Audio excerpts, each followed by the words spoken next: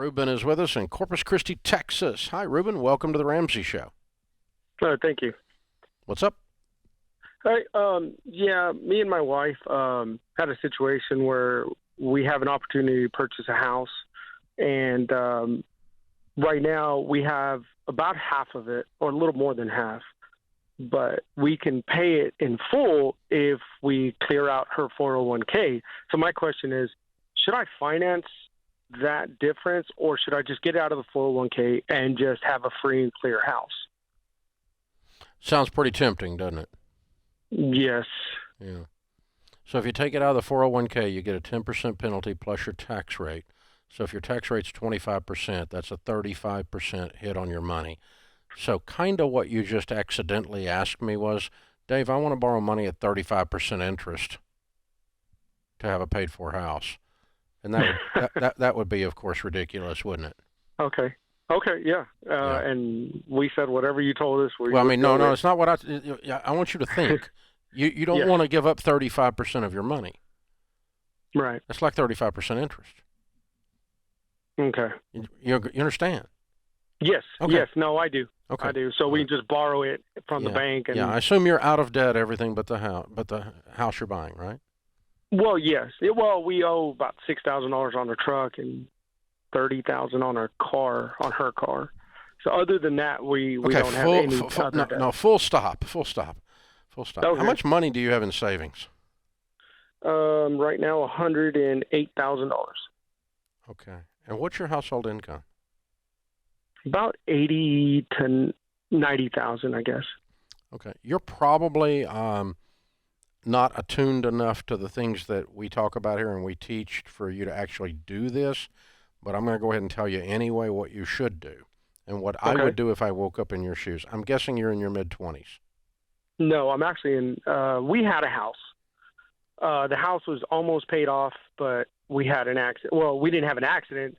On January the 1st, a firework got in my backyard while we were asleep, burned the whole house down. We got out alive, thank God, but that happened, and that's why we're in the situation we're in. Okay. We were already paying off our house. I mean, how old are you?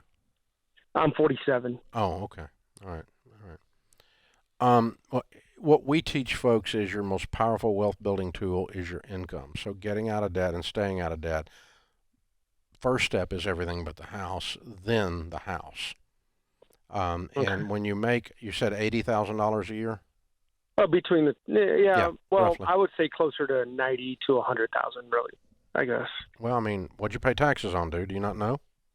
Yes, I paid on 55. She paid on, I want to say 40. So I think that's about That'd be like right. 95. Okay. So Yeah, a $30,000 car does not fit in this equation.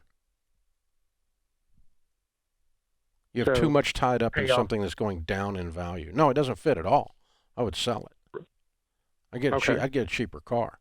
And I would pay them both off. And with what's left, I would put it all down on the house. And I would put the house on a 15-year fixed rate or less. And then I would work on paying down the house because you have no debt at that point. But you shouldn't have more than half your annual income, and you potentially do or very close to it, tied up in things that go down in value with wheels and motors. So the chances of you calling about a 401k withdrawal and me selling your $30,000 car in the same conversation are fairly low. I know that, but it is still what you should do. And I hope I can convince you to think about that anyway, because if I woke up in your shoes knowing what I know now with all the stupid butt stuff I have done in my life, and if you were to talk to one of the 10,000 millionaires that were in the millionaire survey that we did for the Baby Steps Millionaires book, you would find that they would all say the biggest mistakes they've ever made are super expensive cars when they were still broke, and you are still broke. You're not broken like most people, but you don't have any money to amount to anything. You're just still in your early stages of wealth building. And so you need to get those cars cleared up. The best thing to do is, I would rather you be driving a $10,000 car and have another 20 down on the house than you keep this $30,000 car and pay down on it personally. If I was in your shoes, that's what I would do. And so I'd have a couple $10,000 cars. I'd put as much down on this house as I could, get it paid off, and then you're going to be in a position to really super build wealth. But again, I think I just sold Mom's car, so I don't know if I'm gonna get away with that or not. Yeah, you hit a lot. Hit a lot there, Dave. The $30,000 car.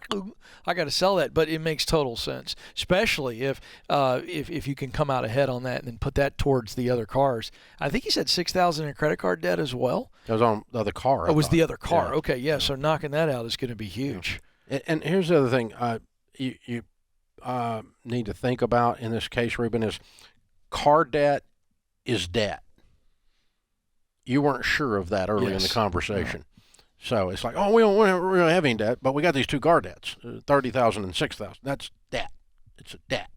Because if you don't pay it, they will repossess your butt, and then they will sue your butt, and that's what will happen. And yeah, so it's debt. It's going to has consequences, has problems.